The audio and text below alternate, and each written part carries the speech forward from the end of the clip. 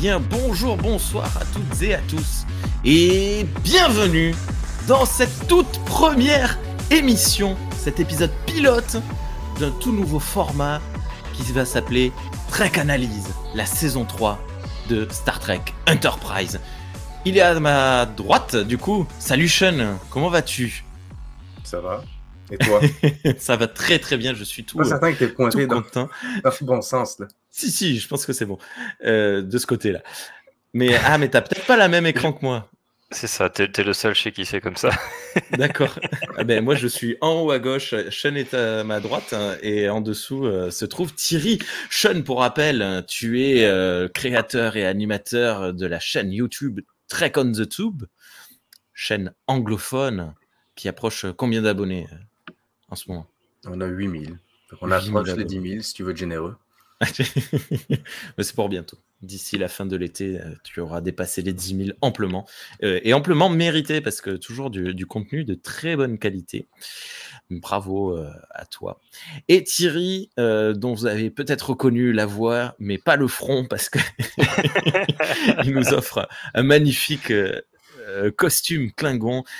Thierry, animateur, qui a la plus grande présence. Tu es le Worf de Star Trek pour les nuls, mais non pas seulement parce que tu es un Klingon, mais aussi parce que tu as le plus grand nombre de présences sur ce podcast-là. Ça va, Thierry? Ouais, ça va, je continue à faire tous les spin-offs.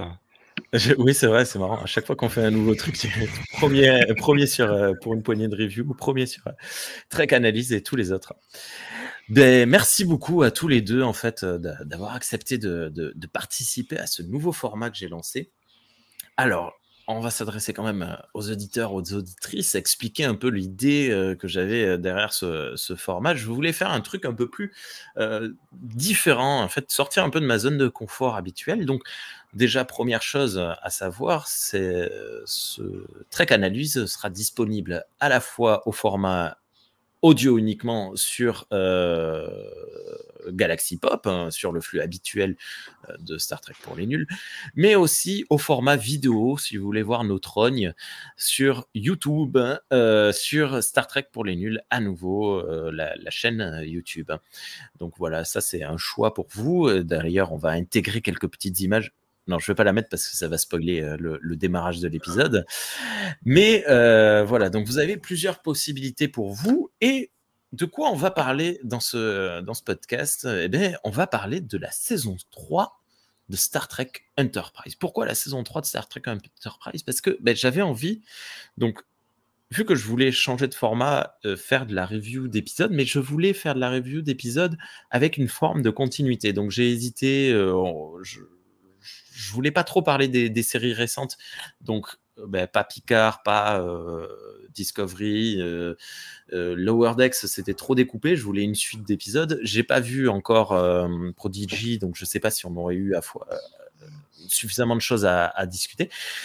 Et en fait, m'est venue l'idée de la saison 3 de Enterprise, parce que c'est une série, c'est une saison assez variable, c'est-à-dire qu'il y a pas mal de monde qui aime bien, il y a pas mal de monde qui aime pas trop, il y a pas mal de monde qui déteste, il y a pas mal de monde qui adore. Donc c'est vraiment très, très, très variable. Et je me suis dit, là, moi, ça fait, je l'ai vu qu'une seule fois cette saison, et ça fait quelques années déjà, donc 5 ou 6 ans, je crois. Et pourquoi ne pas ravoir un œil éclairé là-dessus, plus de 20 ans après sa première diffusion, et discuter avec deux autres spécialistes de Star Trek qui la connaissent probablement bien mieux que moi, cette saison 3 d'Enterprise. Sean, qu'est-ce que t'en penses, toi, là, en l'état actuel? C'est quand ton dernier visionnage, et qu'est-ce que tu penses de cette saison? C'est l'une des saisons... Enterprise, c'est l'une des séries que j'ai vues le moins. Je l'ai vue 2 fois.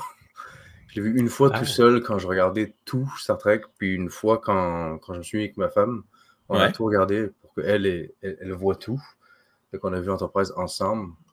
C'est probablement l'une des saisons que j'aime le moins de tout Star Trek. Enterprise, c'est pas ma série préférée. Cette saison-là, je trouve que la dernière fois que je l'avais vue, les 2 fois où je l'ai vue, je trouve que j'avais vraiment du mal avec. Même s'il y a l'épisode préféré, genre mon épisode préféré de tout Enterprise dedans. D'accord. Non, je trouve que similitude. D'accord. C'est milieu de saison, ça? Ouais, milieu de saison. Ok. Mais On n'y est pas non, encore. sinon, non, je suis curieux de voir ce que j'en pense maintenant, surtout après avoir vu, comment être délicat, après avoir vu les versions contemporaines de ce que peut donner une histoire qui se suit au sein de l'univers de Star Trek, on va dire ça. On va essayer de comparer ça un petit peu. Là-dessus, autant briser la glace assez rapidement. Il me semble que tous les trois, on a à peu près le même avis sur Star Trek Picard. C'est pas bien. Voilà. Moi, Star j'aime Trek... la saison 3. C'est vrai, je l'ai pas vu encore. Saison 3. Ouais. Elle marche, elle mise sur la nostalgie. Mais comment dire, je sais pas comment vraiment expliquer ça. Elle fonce tête la première dans la nostalgie. Elle n'a pas honte. Et elle s'en sert pas comme outil. C'est vraiment basé sur ça. Puis c'est une conclusion à certaines histoires. Fait que je trouve que ça marche. Donc la saison 3 me plaît. La saison 1 et 2... Thierry, attention quand tu fumes, coupe ton micro parce que tu nous... ou souffle de l'autre côté. Je suis désolé. C'est pas un souci, c'était juste surprenant. Ok. Bon, je l'ai pas encore vu moi cette saison 3 de Picard, mais bon, ça c'est pour nous contextualiser nous un peu humainement. Thierry, toi, la saison 3 de Enterprise, parce que du coup ça y est, je suis perdu dans ce que j'essaie d'expliquer. Enterprise et la saison 3, ça fait longtemps que tu l'as revu, qu'est-ce que t'en penses? Ça fait longtemps que je l'ai pas revu. J'ai dû voir Enterprise 3 fois en tout, je pense, à peu près. La saison 3 d'Enterprise, j'aime Enterprise, donc voilà, j'aime la saison 3 aussi, quoi. Okay. Je me suis jamais posé la question si j'aimais plus ou moins que les autres saisons. Pour moi, c'est un espèce de tout, donc...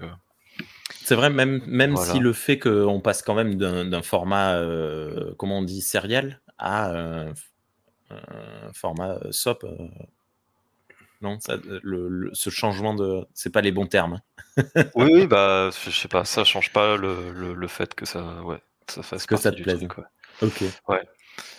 Voilà. Et, okay. Et donc la saison 3 de Picard, je trouve juste Worf sexy. Et le reste, j'ai pas aimé. Ok.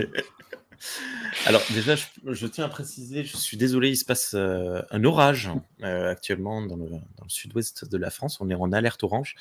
Peut-être qu'il y aura des bruits un peu étranges. Je vois beaucoup de pluie et de vent derrière les fenêtres, mais donc je sais pas si ça s'entend. Mais bref. Peut-être qu'on verra Rémi foudroyer à la mi-émission. avec les cheveux là. C'est pour ça que j'ai la casquette. C'est pas possible ça non plus en ce moment. Moi, Enterprise, je suis actuellement dans mon second visionnage, donc ça fait très longtemps que j'avais pas vu la série. Je suis au tout début de la saison 2, donc là j'ai fait une grande étape en avant et j'ai très peu de souvenirs en fait de la saison 3. Je sais que les Xindi, c'est une espèce que j'avais trouvé assez fascinante. Mais je me souviens plus du tout des tenants et aboutissants. Enfin, je sais que ça se termine bien. mais d'un point de vue prod, pour nous en tant que spectateurs, ça se termine mal. C'est un peu pourri le final. Ça, je le sais. Mais après, j'ai hâte de voir les Xindi, et tout. Je ne me rappelle plus. Je sais qu'il y a des épisodes où un peu basés sur l'horreur, mais c'est tout. Et du coup, pour lancer ce premier épisode, cet épisode pilote, on s'est dit, plutôt que de commencer directement avec l'épisode 1 de la saison 3, on va quand même commencer avec ce qui va démarrer cette saison 3, avec l'épisode final de la saison 2 de Star Trek Enterprise. Déjà, avant de commencer, qu'est-ce que vous avez pensé de cet épisode ? Qui Thierry. Prenez la parole.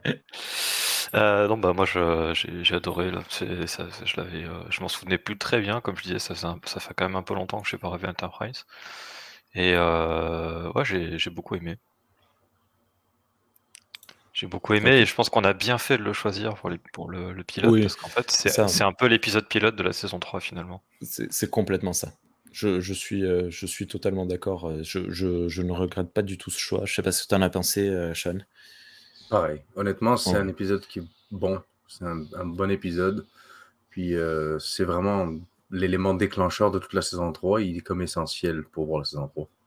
Ouais, bah, tu disais c'est un bon épisode, ça tombe bien parce que je suis allé sur les 2 forums français, enfin francophones, dédiés à Star Trek pour voir un peu les avis et il se trouve que ce sont des sites, des forums qui notent les épisodes, un à un, chacun au format une note sur 10 et donc je me suis amusé à faire la moyenne des notes et la moyenne totale et ça fait partie des épisodes les mieux notés de cette saison 3, donc le final de la saison 2 qui ne fait pas partie de la saison 3 fait partie des meilleures notes données. La communauté francophone de Star Trek l'a noté 8,86 sur 10. Alors il faut savoir quand même, de manière générale, petite prévention, la CFST, donc la communauté francophone de Star Trek, triche avec ses notes sur 10, c'est-à-dire que le code est sur 10, mais on peut attribuer une note de 10 plus, donc un 11 sur 10 à certains épisodes. Donc vous allez voir que c'est un peu biaisé et souvent un peu plus haut que sur le site Ultime Frontière. Ultime Frontière qui lui a attribué la note moyenne de 8,15 sur 10. Et à l'inverse de la CFST qui a tendance à être surnotée, eh bien, Ultime Frontière, c'est un forum un peu ultra critique, un peu qui a la dent dure. Et donc, souvent, les épisodes sont sous-notés. Donc, la moyenne générale, elle est de, cette fois, 8,51 sur 10 pour cet épisode, The Expanse.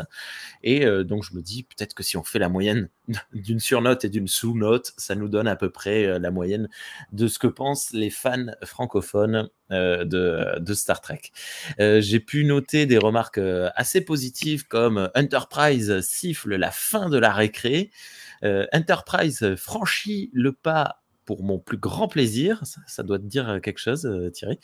Et épisode très riche, mais également des remarques super négatives comme le déclin d'Enterprise. Épisode à l'image de la saison 2, une vraie merde. Voilà, merci. Merci beaucoup pour ces trucs, ça me fait hurler de rire à chaque fois. Mais ça, voilà, c'est le genre de truc que tu trouves sur Ultime Frontier. Est-ce qu'on peut savoir en quelle année ont été postés ces commentaires-là? Il me semble que celui-là, c'était 2014. Si tu veux, je le redirai, je le retrouverai un peu plus tard. Donc, pour présenter nos épisodes, eh bien, c'est très simple. On va faire du scène par scène. Voilà, donc, ça va être très simple. Je vais faire un résumé des scènes et à chaque scène, on va réagir, dire un peu notre avis de ce que l'on pense de ce qui s'est passé, de ce que l'on pense à ce moment-là, de là où ça va nous mener, etc., etc. Donc là, c'est un peu de la libre antenne à chaque fois. Je vous laisse me couper et ne pas hésiter. L'épisode s'ouvre, moi j'ai un petit frisson à ce moment-là parce que je suis tout excité, parce que je sais ce qui va se passer et en plus je suis tout excité comme ce soir de savoir que je vais faire cette petite review. L'épisode s'ouvre et hop, et alors vous allez voir, c'est là que c'est assez merveilleux. Bam! Une sphère apparaît dans l'espace très proche d'une planète et vlan, elle tire un rayon lumineux destructeur qui détruit une partie d'un continent et de la mer. La sonde fait un truc très étrange, elle semble se rétracter sur elle-même. Elle fait sauter des parties de son fuselage, et semble aller s'écraser sur la planète. Ça dure 44 secondes, mais on est ultra choqué. Je ne sais pas ce que vous avez pensé de cette ouverture, c'est d'une violence inouïe. Alors moi, j'avais pas... Enfin, je savais qu'il s'agissait de la planète Terre parce que j'ai déjà vu Enterprise. Mais quelque part, vous avez reconnu, vous, les États-Unis d'Amérique? J'arrive plus à me rappeler si j'avais compris que c'était la Terre ou pas. Ouais. Je me rappelle que j'avais été. Alors il y a deux trucs qui m'ont marqué pour cette scène. Il y a la scène un peu à vue de près où on voit vraiment les rues, les maisons et tout qui sont détruites. J'ai trouvé que ça faisait un peu Google Earth. Ça faisait un peu plat. Oui, c'est vrai. Et ça se trouve, enfin bref, je pense qu'ils ont utilisé des images satellites qu'ils ont retouché un peu pour cette scène-là. Et j'étais là, ah oui, quand même. Enfin, c'est un truc auquel qu'on s'attend pas à voir comme ça dans un final de saison. Ouais. Une grosse rainure qui détruit tout comme ça, c'est hardcore, quoi. Oui. Mais j'arrive pas à me savoir si je violent. me disais non, c'est quand même pas la Terre, ou si j'étais là, oui, évidemment, c'est la Terre, je sais pas. Je pense que j'ai dû penser que c'était la Terre parce que justement l'image un peu qui fait Google Earth, ça ressemble quand même vachement à la Terre, quoi. En général, les planètes extraterrestres dans Star Trek, elles ont un petit peu un truc qui les différencie. Le ciel est pas de la même couleur, ou des choses comme ça. Donc, je pense que en y réfléchissant, je pense que voilà. C'est très américain, c'est très carré, tu sais. C'est des champs très droits, avec des champs très droits et d'autres champs très droits. C'est hyper. Ça, je l'avais pas fait gaffe. Mais par contre, c'est compliqué de se faire une mise en échelle. C'est-à-dire que là, tu vois. Attendez, je vous remets l'image. Tu vois le rayon et tout détruire. Tu te dis, tiens, qu'est-ce que c'est? Mais moi, j'ai du mal à. Oui, vu que ça manque de profondeur, en fait, de 3D, là, ou je sais pas quoi, de relief, ben, c'est pas évident, je trouve, de se dire. De visualiser, de comprendre l'ampleur des dégâts. Voilà, je sais pas ce que tu en penses, Sean, toi, de cette entrée en matière. Hein. La première fois que je l'avais vu, je me rappelle pas si je savais que c'était la Terre. J'imagine que je m'en doutais parce que c'est rare qu'on attaque random une autre planète dans Star Trek. Mais je me rappelle que ça m'avait quand même choqué. C'est comme, oh mon Dieu, c'est très violent. Ouais. J'apprécie... Comment dire ça? J'apprécie le réalisme ou, comment dire, l'aspect raisonnable de l'arme abominable. Ah, ouais. C'est pas une arme que... C'est pas un truc comme... on a créé une boule que tu pointes en direction d'une planète, puis le soleil explose au complet, puis il n'y a plus rien dans le système solaire. Non, j'apprécie que c'est quand même une arme qui paraît réaliste, comme ça paraît quelque chose qu'on pourrait vraiment construire. J'aurais peut-être juste complimenté ça avec 1 ou 2 scènes sur la Terre, vraiment physiquement, tu sais, en bas, quelqu'un dans la rue, tu sais, où il y a quelqu'un qui marche dans la rue, voit le rayon arriver, quelque chose comme ça, pour donner cette espèce d'idée de c'est le chaos. On voit plus tard dans l'épisode, on en parlera, mais on voit plus tard un peu les dégâts. Puis ça donne une bonne idée de ce qui s'est passé, mais j'aurais peut-être mis ça juste pour rajouter vraiment au chaos, puis à l'horreur de la scène, quoi. C'est vrai que ça aurait pu être intéressant d'avoir le point de vue interne de l'attaque. Ok. Je crois qu'ils le font dans les épisodes plus tard. Je crois que c'est Trip qui fait des cauchemars sur sa sœur, et on voit une scène où elle est attablée en terrasse et il y a le rayon qui passe et qui détruit tout. C'est horrible. Je me souviens pas du tout. J'ai ça en mémoire, ouais. Ok. Mais effectivement, dans cet épisode, ça y est pas. Bah, l'avenir nous le dira. Générique! It's been a long run, get it from that to here. Tu vas chanter en français ou... Non. Je ne vous ferai... Il pleut déjà. Ça aussi, j'aimerais qu'on crève l'abcès parce qu'on va se le taper 25 fois. Cette musique, petit avis général en 3 secondes, elle est quand même géniale. Oui. Ah, voilà. Sean est d'accord avec moi. Thierry aussi est d'accord. Je faisais pouce en haut, mais pas au bon endroit. La webcam ne le voyait pas. Petite note aussi, ce sera le seul épisode qui n'est pas Star Trek Enterprise de ce podcast. Ce sera l'épisode de Enterprise tout court. Il n'est pas encore Star Trek. Ouais, c'est marrant. Il n'a pas encore décidé de... Ouais, et d'ailleurs, générique, je le changerai pas. Hein, donc, sur l'image du générique de début de cette émission, il y a juste marqué Enterprise. Donc, tant pis. Et il n'y a pas une autre version, genre à partir de la saison 3, la musique est différente. C'est la même chanson, mais il la fait en plus pop. Ouais, voilà, il rajoute des violons et tout. C'est pourri. Ouais, c'est dommage. Mais c'est bien d'avoir. Un prochain épisode. Il me semble que ça part mal après. Mais bon, moi, c'est une chanson que j'aime bien. Et je sais pas si tu te souviens, Thierry, mais quand on avait fait l'épisode de Star Trek pour les nuls sur les pilotes, tout le monde s'était. Enfin, les cadets s'étaient foutus de la gueule de cette chanson. Ils avaient dit que c'était Bon Jovi qui chantait et que c'était de la merde. Et je trouve dommage, cette pauvre. My Heart Will Go On, là où je sais plus quoi, elle en prend plein la gueule un peu gratuitement. Face of the Heart. Face of the Heart. Ok. Scène numéro 2. On ouvre sur une réunion Klingon. Ils sont super vénères contre Archer et missionnent un Klingon d'aller le choper. C'est qui ce Klingon? C'est Duras. C'est déjà Duras? Bah ouais. Ah mince.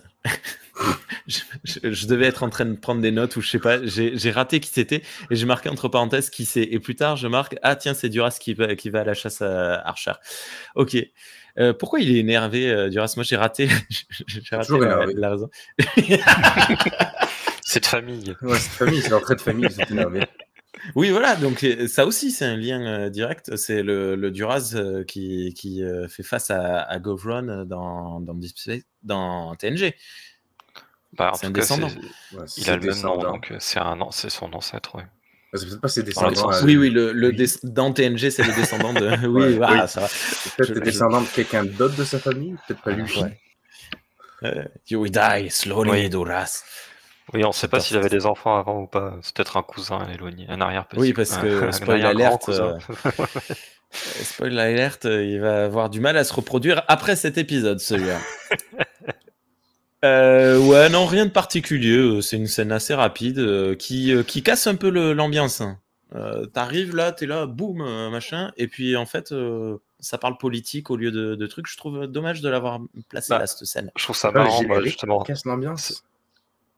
Ils viennent de détruire comme la moitié de la planète, puis c'est comme it's been a long run. C'est vrai.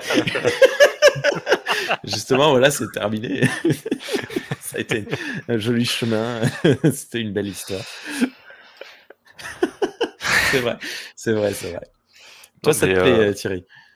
Bah, en fait, je trouve ça marrant parce que justement, t'es là, tu vois que la Terre a été en partie détruite. Et t'as le générique et t'es là, bon, qu'est-ce qui s'est passé, je veux en savoir plus. Puis là, tu vois des Klingons qui sont là, ouais, c'est nul, Archer, il arrête pas de nous faire chier. Et en plus, moi, au revisionnage, j'avais complètement oublié qu'il y avait des Klingons dans cet épisode. Et du coup, t'es là, qu'est-ce qui se passe? Pourquoi il y a des Klingons? J'étais un peu surpris. Oui, c'était un peu surprenant. Moi aussi, en fait, Enterprise et les Klingons, de toute façon, c'est une grosse histoire d'amour. Hein. S'ils étaient là au premier épisode, ils seront là jusqu'à la fin. C'est assez cool. Ok. Scène numéro 3, réunion des officiers à bord de l'Enterprise. On a un super plan séquence dans lequel on a Trip qui entre en demandant ce qui se passe parce qu'il comprend pas, il sait pas, personne n'est au courant. Les autres officiers sont très inquiets mais ne savent pas. Archer entre et annonce l'attaque. Je prends de très mauvaises notes. Annonce l'attaque du début de l'épisode et indique qu'elle était à destination de la Terre. Donc voilà, révélation. Si vous n'aviez pas compris, c'était bien la Terre. On ne sait pas qui a lancé la sonde. Elle a creusé une tranchée de 4000 km de long, détruit tout de la Floride au Venezuela. C'est fini les mojitos. Et 1 million de morts. L'Enterprise est rappelée. Tout ça, comme je le disais, en plan séquence, dans une scène assez poignante où tous les acteurs sont bien concentrés. Oshi pleure dans un coin. Trip, il est très secoué, on le voit de suite. Alors, on va en reparler dans quelques secondes. Je sais pas, il n'y avait pas d'image sur cette truc-ci. Si vous m'aviez mis une image. Alors, les mecs. Ouais, j'ai pris quelques. C'est parce que monsieur veut des noms à mes photos, c'est ça? Non, pas du tout, ça va. C'est juste que, hop là, j'ai fait une bêtise. Je leur ai demandé, mettez-moi 2-3 photos de trucs qui vous ont paru particulièrement choquants. Ils m'ont balancé 25 photos. Hop là, le voilà, l'Archer. C'est supposé être plus ou moins en ordre, là. Oui, désolé. Mais c'est vrai que je sais pas pourquoi la boule était à la fin. Et voilà, Archer avec son gros pif. Qui est tout triste, le pauvre. C'était une petite scène bien pareille, hein, qui remet dans l'ambiance du coup, après avoir été cassé 2 fois l'ambiance, là, ça y est, on repart. Archer, il nous dit qu'il a 3e ou 4e réunion avec je ne sais plus quel l'amiral. Il est bien secoué lui aussi, il a du mal à parler. On sent l'ambiance bien pesante. Mais on ne nous reparlera plus jamais du Venezuela.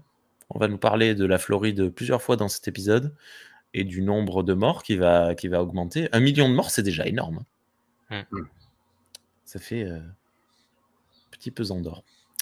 Ok. Scène numéro 4. Trip vient parler à Archer dans son bureau. Il est inquiet parce que sa petite sœur vit en Floride. Archer le rassure en lui disant qu'elle était probablement en voyage parce qu'elle est architecte, si j'ai bien compris. Tout ça juste avant de lui annoncer qu'en fait, non, c'était pas 1 million de morts, mais au moins 3 millions. Non, ta sœur, elle va bien. En fait, on triple le nombre de morts. Trip prend au trip. T'Pol entre également. Les Vulcains ont récupéré la sonde qui s'est écrasée en Asie de l'Est, je crois. Et on a trouvé un pilote à bord de la sonde. Du coup, c'est pas une sonde. C'est un vaisseau spatial s'il y a un pilote. Oui. Voilà, donc pourquoi est-ce qu'ils appellent ça une sonde? Et il fait partie d'une espèce inconnue. Les distinctions sont, tu sais, tu pouvais appeler ça un cercueil aussi, techniquement. Il allait pas revenir. C'est vrai. Mais c'était une mission suicide. Mais ce qui en dit long et donne beaucoup de questionnements sur cette espèce inconnue. Puis direct, Vlan, les Suliban entrent en scène. Ça aussi, l'autre amour de Star Trek Enterprise, les Suliban. Un appel de la passerelle qui annonce 8 vaisseaux en approche. On est à 6 minutes d'épisode. Et là, je suis en nage tellement c'est intense.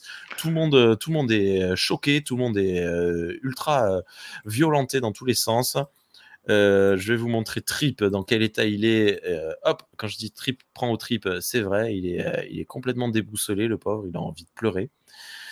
Et nous aussi, on a envie de pleurer avec lui. Vous êtes dans quel état, vous, quand on en est là? Il y a que moi qui suis. Non, bah en fait, déjà c'est déjà la merde parce que la Terre a été attaquée. Puis là, t'as les Sullivan qui débarquent et qui enlèvent le capitaine. Ouais. Ok. Oui. Donc déjà c'est voilà, ça. Si c'était pas encore assez le bordel. Ouais, mais ça c'est super chaud. Je sais pas et si je vais revenir juste vite fait sur la scène où ils attendent que Archer leur explique pourquoi il est en contact. Parce qu'on allait un peu vite, j'ai pas été assez rapide pour. Désolé. Je sais pas s'il faut que je t'interrompe. Oui, n'hésitez pas, coupez-moi quand vous voulez. Franchement, si vous avez des trucs à dire, aussi, si tu veux. Oui, non, je n'ai pas d'honneur, je ne suis pas là-dessus, ça va. Je suis section scientifique, moi, hein, ça va, tout va bien. Tu peux me dire ce que tu veux. Non, je disais, il y a un truc que je trouve assez cool, c'est que donc l'épisode nous fait bien attendre avant la révélation, parce qu'on a d'abord le générique puis les Klingons.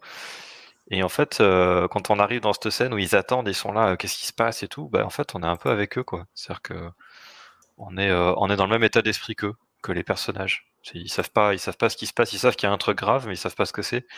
Nous, on sait qu'il y a un truc grave, on sait à peu près ce que c'est, mais on n'en sait pas plus, quoi. Et on est là, on veut des détails, et je trouve que ça nous met bien ça nous immerge bien dans l'intrigue, en fait. Ouais. Ouais, puis aussi pour revenir sur cette scène, j'aime beaucoup la réalisation. De manière générale, je trouve que la réalisation de cet épisode est très réussie. Je trouve que c'est une réalisation qui est dynamique, ils utilisent des angles de caméra qui sont très bien, surtout dans la bataille vers la fin. Mais même là, l'espèce de handheld, tu sais, je vois que c'est une caméra, tu sais, c'est un plan séquence, effectivement. On fait le tour des personnages, on fait le tour de la salle, ils tiennent la caméra. Ça garde cette espèce de panique, comme, tu sais, on est arrivé, on filme le monde, c'est quoi qui se passe, tu sais. Ouais. J'avais une question aussi. Une question, je sais pas, morale, éthique, je sais pas. Déjà? Trip, demande immédiatement what species. Oui. Quand il s'agit de pilote. Alors, est-ce que c'est simplement un titre informatif ou est-ce que c'est une forme de racisme d'immédiatement demander quelle espèce est responsable pour cet acte? Il attend probablement une réponse genre les Klingons ou un truc comme ça. C'est encore pire s'il assume c'est quelqu'un. Ouais, c'est clair. Ouais, c'est vrai. Parce que tu pourrais dire c'est à titre informatif, ok, on sait que ça vient de telle région, on peut aller commencer nos investigations là-bas, mais aussi, c'est peut-être ça, c'est peut-être il assume que c'est une certaine espèce. Puis, par rapport à ses réactions plus tard dans l'épisode, moi je dirais bien que c'est plus en mode qui sait, je vais leur péter la gueule, quoi. Donc en fait, il veut savoir qui c'est. Voilà. Et donc, comme la plupart des espèces qu'ils connaissent sont unifiées, forcément, si c'est une civilisation qui les attaque, c'est forcément aussi une espèce en même temps, quoi. Okay. Moi, je le comprends comme ça. Ok. Après, c'est vrai que la question n'est pas forcément raciste dans le sens où on l'entend aujourd'hui. Ouais. C'est vrai que ça peut être pris de plusieurs manières différentes. Moi, si ma sœur, elle se fait tuer, puis immédiatement, est-ce que c'était un Français? Oui, voilà, mais c'est ça le truc, c'est que en même temps, le contexte est différent. Non, le contexte est différent. Ouais. Puis comme il Par dit, contre- les espèces sont uniformisées. Donc souvent, une espèce représente beaucoup son gouvernement ou la planète. Ouais. Thierry? Mais ouais, j'essaie du coup, j'essaie de faire le parallèle par rapport à ce que dit Sean. Je dis si un avion ultrasonique bombarde Paris, on va se dire de quel pays ça vient, quoi. Parce qu'on Oui. on présume que c'est pas un avion militaire français qui a fait le coup. Ouais. Donc du coup, on va se dire. C'est vrai que ça aurait pu être quel le pays l'a fait? retournement. T'ouvres la mallette là et au lieu d'avoir un Xindi, bam, t'as un être humain. Qu'est-ce qui se passe? Qu'est-ce qu'on fait? Hein? On va où? On fait quoi? C'est bien le genre de truc qu'aurait fait Orsi ou Kurtzman. Ouais. Non, mais ça aurait pu être intéressant. Bref, enfin, mais c'est peut-être mieux même hein, que ça ne soit pas un être humain quand même, parce que du coup, tu découvres d'autres choses. Ça aurait été Kirk. Punaise, il est mort combien de fois? Est-ce que vous voulez qu'on parle on aurait peut-être dû aborder le sujet avant même de commencer le résumé. 11 septembre, évidemment. On y est dès le début, dès cette réunion d'ailleurs, parce que c'est vrai que j'ai peut-être avancé un peu vite en besogne, mais dès cette fameuse réunion, on est clairement dans... Allô? Oui. Waouh! Ouais, Il y a eu un... J'ai tout frisé chez moi, mais ça va, c'est fini. Hop là. Je pense qu'on est clairement quand même dans le choc de ces révélations, surtout qu'on est dans une époque là, l'Enterprise est très isolée, donc les communications ne sont pas extrêmement rapides.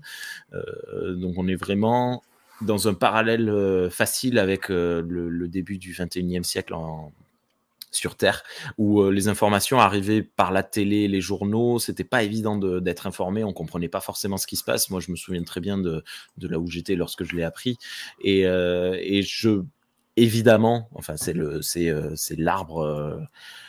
C'est pas l'arbre qui cache la forêt, c'est clairement le parallèle total, c'est le 11 septembre qui débarque. Une remarque où tout le monde est d'accord? D'accord avec toi. Ah bah Moi, oui, ça serait difficile de le nier. Voilà, je pense qu'on peut difficilement... pour ce que tu disais tantôt, là, est-ce qu'on pleure avec Trip? Oui. Oui. Non seulement ça, mais en plus, on vient d'avoir l'attaque sur la Terre. Il y a les Klingons, et nanana, puis genre là, le Suliban débarque, il vole le capitaine, c'est comme, ok, mais il se passe tout dans cet épisode en même temps. Fait que t'es vraiment comme, mon Dieu. Puis je trouve ça vraiment brave puis courageux d'essayer de mettre toutes les histoires dans un seul et même épisode. Ça marche. Ouais. Ils le font marcher. Mais c'est intense, c'est extrêmement intense. Juste parce que ça fait plusieurs fois que vous C'est pas Data dans le holodeck, là. C'est pas tout. vous avez pas arrêté de la dire. Donc, scène numéro 5, l'Enterprise appelle les Suliban, qui ne répondent pas, baisse de tension et des lumières, on envoie un rampé au plafond, la lumière revient, Archer a disparu. Voilà. Donc là, c'est là où on en est. Scène numéro 6, Archer est à bord du vaisseau Suliban. On vient le voir pour lui annoncer que quelqu'un veut lui parler. Archer est super énervé et pense que ce sont les Suliban qui sont responsables. Évidemment, ça me paraît justifié de son point de vue. Le Suliban en question lui annonce que l'humanité est en grand danger et l'amène enfin devant l'ombre temporelle dans le tube. Donc pour contextualiser pour les quelques personnes qui nous écoutent qui ne connaissent pas cette histoire, c'est quoi la Temporal Cold War? Est-ce que un de vous veut se hasarder à expliquer ce qui s'est passé? Je peux me lancer si vous voulez. Là. Ouais, vas-y, Sean. Dans Star Trek, surtout dans Enterprise, il y a une espèce de guerre froide temporelle qui se passe depuis plus ou moins l'épisode 1. On est au courant il y a les Suliban, qui est une espèce qui sont aidés par un espèce d'homme mystère on dirait qu'il est à moitié matérialisé dans un transporteur du futur. Là, il parle avec une voix modulée, puis il aide les Suliban. C'est le Zordon de Star Trek. Oh la vache.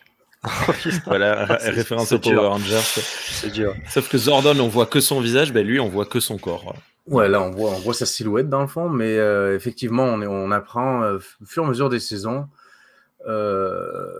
l'existence d'une espèce de guerre froide qui se passe où il y a des agents qui, nous on en voit un en particulier humain, mais il y a sûrement d'autres agents de d'autres espèces qui appartiennent à d'autres factions qui sont constamment en train d'essayer de reset la timeline, reset sur des événements, etc. Donc ça, c'est une grande partie de l'Enterprise. Ils s'en servent plus tard dans Discovery. Ils font des références à ça. Ils se permettent de mettre quelqu'un qui vient de ces guerres-là dans la saison 3. Donc ça a été quand même ramené, puis utilisé. Puis malgré le fait que c'est un sujet assez peu exploré dans Star Trek, comme c'est vraiment flou. On ne sait pas vraiment ce qui se passe, ni pourquoi ça se passe, ni comment, ni qui sont les grands joueurs. On ne sait vraiment rien. Mais c'est très important. Puis ça a pris sa place maintenant. Ça s'est canonisé comme d'Enterprise jusqu'à Discovery. Bah, c'est compliqué parce que c'est hyper casse-gueule d'un point de vue scénaristique de trafiquer les timelines. On le voit chaque saison, chaque série, essaye de jouer un petit peu sur les temporalités. À chaque fois, ça part en vrille. C'est rarement bien fait, quoi. Et donc là, quand tu as un arc complet, enfin une histoire complète là-dessus, je pense que peu de scénaristes se sont dit tiens, on va y aller à fond, c'est chaud. Il y a même une référence dans Star Trek Beyond, parce que techniquement, notre beau méchant dans Star Trek Beyond, il faisait partie de la guerre contre les Indies. Quoi? Ouais. Il dit « I fought the Zindi in the wars for you ». Et puis c'est comme... Mais techniquement, là je vais être mon petit canon chiant, là. Il n'y a pas eu de guerre contre les Indies. Il n'y a jamais eu de guerre ni de bataille contre les Indies. Fait que lui, il vient clairement d'une autre timeline, ce gars-là. Ben...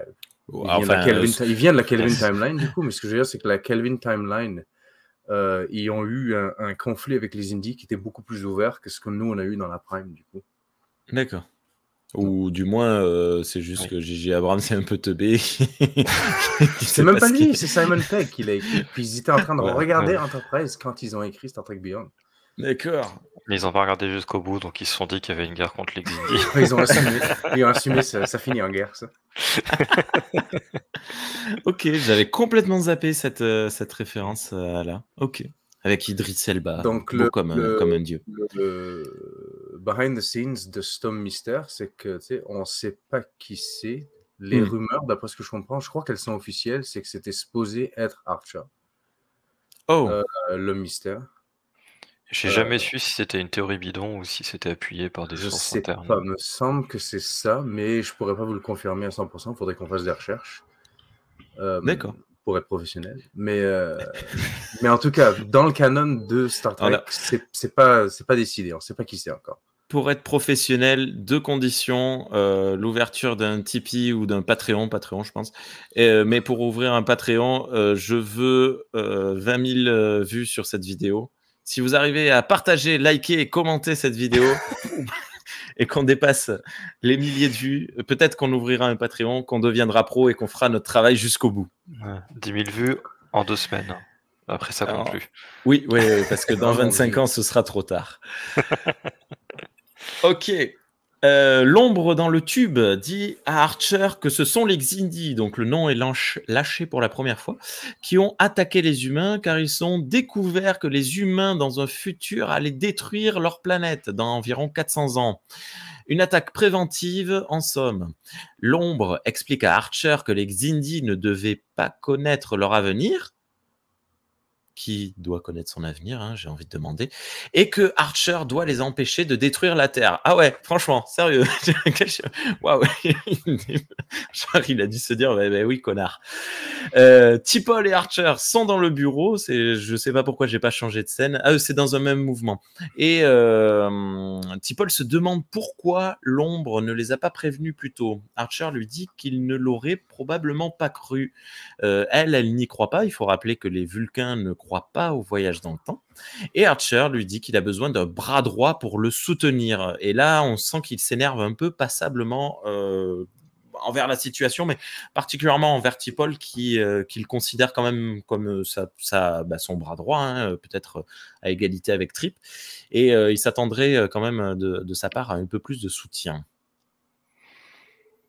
Alors pour la défense du mec du futur, en fait Archer il a pas moyen de savoir au stade où ils en sont si c'est juste, on va dire si c'est leur max, c'est-à-dire envoyer une sonde, enfin une arme de temps en temps qui va faire une rainure dans la Terre, ou s'ils sont capables de faire une arme plus grosse et plus puissante, ou s'ils ont une flotte, tout ça, à ce stade-là, il n'en sait rien.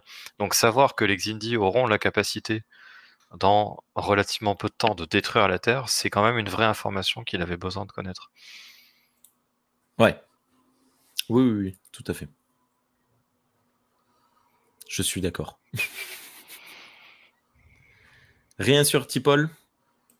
Je trouve que cette scène-là, elle casse un peu. On parlait de scènes qui cassent un peu le rythme.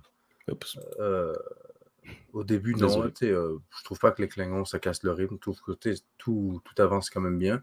Cette scène-là, je la trouve bizarrement placée. C'est comme on vient d'avoir tout ce truc avec l'homme mystère, nanana. Puis il y a comme une minute. Je suis littéralement à 60 secondes avec T'Pol dans un bureau. Et après, on continue à autre chose. Je trouve que c'est un peu bizarrement placé. C'est une scène nécessaire. Mais je sais pas si je l'aurais placé là. Mais voilà. Bah, c'est un peu...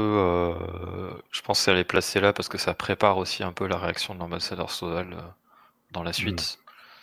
Histoire aussi de donner un petit rappel que les Vulcains ne croient pas au voyage dans le temps. Ce que j'aime beaucoup cette idée que les Vulcains pensent que le voyage dans le temps est impossible. Et surtout, ils maintiennent le cap. Hein. Ouais. Ils continuent de dire, les autres, ils sont là. Non, mais vous voyez bien. non, c'est possible. C'est une hallucination collective. C'est assez cool. Non, mais j'aime parce qu'ils ont même pas une pensée individuelle. Ils sont comme The Science Institute. C'est comme l'Institut a dit que ça n'existait pas. Oui, mais toi, t'en penses quoi? L'Institut a dit que ça n'existait pas. Fait que ça n'existe pas. C'est comme, OK. Après, je sais plus dans quel épisode, il y a une scène où T'Pol explique qu'ils sont fondés sur la logique, que l'Institut s'est fondé sur la logique pour démontrer que le voyage temporel est impossible. Et que donc, du coup, je pense que c'est toujours lié au fait que, contrairement aux Vulcains qu'il y aura plus tard, eux, ils ont un espèce de culte de la logique qui est un genre de dogmatisme. Et qui n'est pas logique en lui-même, en fait. C'est ça qui est très drôle avec les Vulcains Enterprise, et ce qui est génial avec ce qu'on voit dans la saison 4. Et je pense que c'est lié à ça aussi. C'est-à-dire que si l'Institut dit que c'est logique, alors c'est une vérité universelle, puisque c'est logique. J'aime beaucoup les Vulcains d'Enterprise. Hein. La première fois que j'ai regardé la série, je les ai détestés au démarrage, surtout T'Pol d'ailleurs. Mais en fait, plus j'y repense et plus je revois, à chaque fois que je vois quelques épisodes par-ci par-là, je me dis en fait les Vulcains de cette époque ils sont super bien écrits et très intéressants. Il y a une certaine ironie du fait, ils détestent tellement l'idée de voyage temporel, mais comme le premier contact qu'ils ont eu avec la Terre, c'est un peu grâce au voyage temporel. J'avais pas pensé à ça, c'est génial. Ils sont techniquement pas au courant vraiment, mais... Ouais, c'est vrai. Scène numéro 7. Ça y est, on a le tout premier Captain's Log de Trek Analyse. Presque 10 minutes d'épisode. Archer annonce que ce sont en fait désormais 7 millions de personnes qui sont mortes. Je me dis, prochaine scène, on nous en a 25 millions, peut-être. C'est incroyable. L'Enterprise arrive presque sur Terre lorsqu'il se fait attaquer par un vaisseau Klingon. Piou piou pampan, les Klingons appellent. Livrez Archer pour qu'il soit jugé et on vous laisse la vie sauve. Et c'est là que moi je réalise, bordel, c'est Duras. D'accord. J'avais complètement oublié. Donc, alors sur le décompte, c'est le décompte des morts confirmés. C'est comme quand il y a un vrai désastre, les gens sont d'abord considérés comme disparus jusqu'à ce qu'on puisse confirmer que non, ils n'ont pas disparu, ils sont juste morts, quoi. Okay. Et donc c'est normal que le décompte augmente au fil du temps. Ah ben oui. Non, mais je dis pas que c'est surprenant qu'il augmente, mais on passe enfin, c'est des augmentations drastiques parce que pour les personnages, se sont passés plusieurs jours. C'est-à-dire que l'Enterprise était particulièrement loin. Il y avait 2 semaines, je crois, 2 ou 3 semaines avant de rentrer sur Terre. Je l'ai pas noté la durée, mais pour nous, il y a une scène, c'était 3 millions, et il y a 2 scènes, c'était 1 million. Donc on est pris.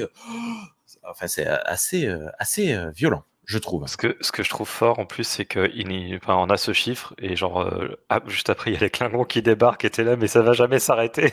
C'est unstoppable. Genre l'attaque sur la Terre, les Suliban qui enlèvent le capitaine. Finalement, il voulait. D'ailleurs, je voulais dire un truc là-dessus.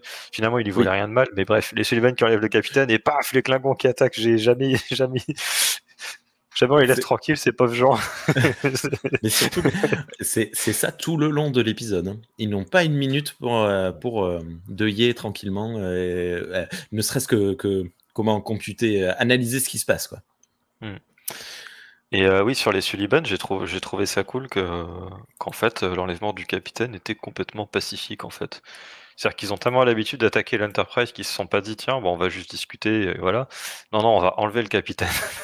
Ils ont l'habitude et après, on va le faire discuter. D'être des salopards, et du coup, ils sont des salopards. En même temps, ils l'ont réussi tellement facilement, pourquoi s'emmerder à parlementer? On enlève le capitaine et puis on le fout face à la personne qui veut lui parler, quoi. Ils ont dû en parler avant, comme qu'est-ce qu'on ouvre des communications? Non, ils vont nous faire chier pendant je sais pas combien de temps. Ok, kidnap, ça va être plus rapide. Sors de là.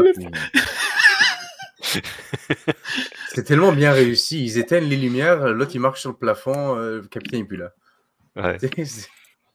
Ah, mais c'est violent, hein. Et du coup, je trouve ça cool parce que finalement, les Suliban, on a l'habitude que ce soit des ennemis quand même, globalement. Ouais. Et puis là, en fait, non, c'est même des alliés parce qu'ils donnent des infos cruciales. Mais c'est quand même hyper pragmatique quand même. Moi, c'est pas forcément des alliés que je voudrais, hein, je pense. C'est des alliés là, pour le coup, c'est de circonstances, quoi. Mais effectivement, eux, leur but, c'est un peu de pourrir la timeline de la manière qui les arrange, quoi. Et du coup, là, ça pourrit la timeline d'une manière qui les arrange pas. Mais je trouve ça trop cool, en fait, parce que c'est vraiment une question de convergence d'intérêts, quoi. C'est pas juste, il y a les bons, il y a les méchants, il y a des intérêts divergents et des intérêts convergents, quoi. Ouais. En parlant de cons, on a donc Duras. Hop, regardez-moi ça comme il est beau. Attendez, il faut que je reprenne mes notes. Donc, Duras, les Klingons s'apprêtent à aborder l'Enterprise lorsque 3 vaisseaux les attaquent. Piou piou, pan pan pan, ce sont les humains. Les Klingons se retirent très rapidement. Le téléphone sonne, c'est le capitaine Ramirez du vaisseau Enterprise, Enterprise, de l'Intrépide, qui dit « Qu'est-ce que c'était que ça ? Des Klingons. Ah, victoire !» Mais en fait, on n'a pas le temps, il faut enchaîner vite, ça va très très vite. C'est dommage. Ramirez, on l'a déjà vu ? Oui. C'est vrai ? Ouais, je t'allais chercher sur Memory Alpha pendant l'épisode, mais il a déjà fait, il a fait des randoms. Il a fait comme un officier de sécurité Bajoran dans Deep Space Nine. Ah, mais non, oui, d'accord, mais je parlais dans Enterprise, pardon. Oui. Ah, ok, non. Et il s'appelait déjà Ramirez dans Deep Space Nine ? Ok, excuse-moi, je pensais que tu parlais de Duras, moi. Mon Dieu, je suis perdu. J'ai assumé que tu parlais parce que l'acteur de Duras, il a déjà été dans Deep Space Nine et d'accord. TNG. Ok. Non, Ramirez, est-ce qu'on l'a déjà vu ? Je crois pas. Il devient un peu plus ou moins récurrent. Il y a 2 ou 3 capitaines qu'on voit, je crois, dans Enterprise. Ou alors Ramirez, il meurt, puis son Enterprise est donné à quelqu'un. Son vaisseau est donné à quelqu'un d'autre. tous les vaisseaux s'appellent l'Enterprise. Je me rappelle pas. Ok.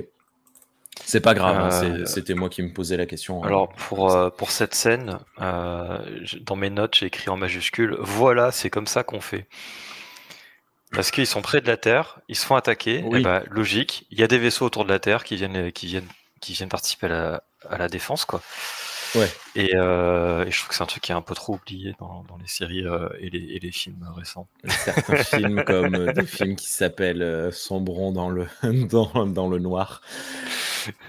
Ouais. Mais déjà, de base, la première attaque, remarque, elle est tellement rapide que un vaisseau aura du mal à... Ouais, non, la première attaque est tout à fait logique. Enfin, du moment où la sphère se matérialise aussi proche, tu peux pas... Enfin, je pense pas qu'ils puissent... Ils n'ont pas encore de défense installée non plus. Je veux dire, à l'époque de TNG, Deep Space Nine, tu peux pas faire ce genre de choses parce que avant même que ton vaisseau arrive dans le système solaire, il y a déjà, j'imagine, des checkpoints, on a déjà vérifié qu'est-ce qui se passe, etc. Même à l'époque de la série originale. Oui, ben, on le voit dans le film de la série originale. Ouais.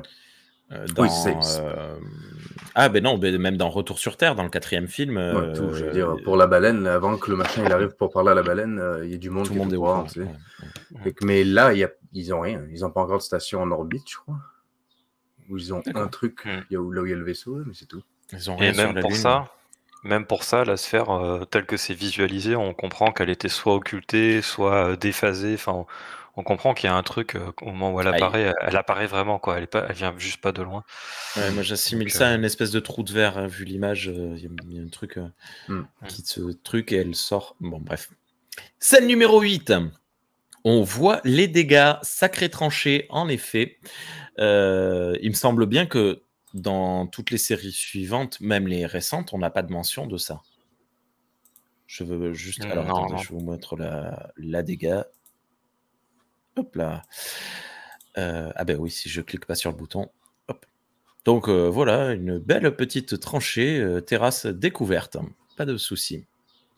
Première utilisation de personnages complètement 3D dans Star Trek. Dans une scène pas si dégueulasse que ça, je trouve. Pour un truc des années 2000, il y a un petit mouvement de caméra. C'est pas beau, hein, on va pas se mentir, mais c'est pas. Je m'attendais à pire, tu vois. Dans mes souvenirs, je m'étais dit ça va être horrible. Non. Bah non, si, je suis d'accord. Je trouve que ça va, ça passe bien. Hein. On voit que c'est, voilà, parce qu'il n'y a pas de flou de mouvement. C'est un peu le problème. Ouais. Donc quand ils bougent leurs bras, on voit que c'est trop net en fait. Et mais il y a une scène avant où on la voit après cette scène où il y a un plan sur Chronos et on voit des Klingons qui se déplacent, qui marchent de dos et ils sont en 3D aussi. Ah, ok. Mais je sais plus si c'est juste après le générique ou si c'est plus tard quand on revoit les Klingons. J'arrive plus à me rappeler. Alors, ah oui, alors, oulala. Ah oui, mais là pour le coup, elle est pas très jolie. Alors attends, désolé. Hop. On a celle-là. C'est ça? Mon Dieu, c'est ça que je faisais référence. Ouais. J'ai jamais remarqué qu'ils étaient 3D là-dedans. Je pense que j'ai toujours regardé l'architecture, puis que.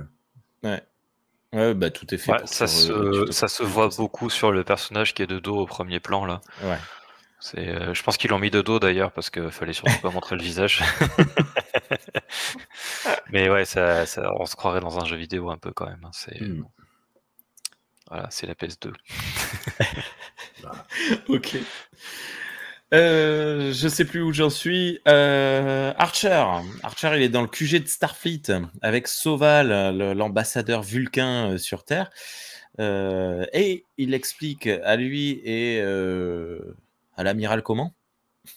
J'ai pas noté. Un amiral, bon, bref. Il leur explique ce qu'on a déjà vu et demande à partir à la recherche d'Exindi.